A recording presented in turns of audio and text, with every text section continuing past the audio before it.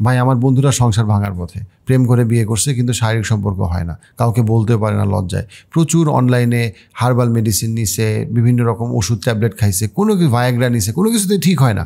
এখন এই সংসারটা ভাঙার পথে, যদি দুইটা ভালো মানুষের বিয়ে সংসার, কি করবে এখন? এই যে আমাদের দেশের মানুষ অনলাইন থেকে নানা রকম হার্বাল বা নানা রকম ট্যাবলেট কিনে খাচ্ছেন, এগুলোর আসলে ব্যাখ্যা কী?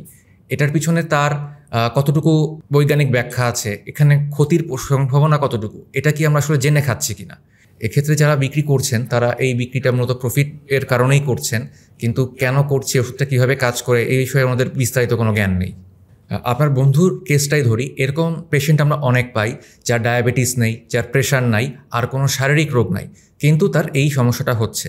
এটা মূলত হচ্ছে তার পারফরমেন্স অ্যাংজাইটি থেকে। সে যখন তার পার্টনারের কাছে যাচ্ছে তখন তার আগ্রহের চেয়ে ভয়টা বেশি কাজ করছে, এবং ভয়ের তীব্রতাটা এত বেশি হচ্ছে যে সে আর শারীরিক সম্পর্কেই যেতে পারছে না।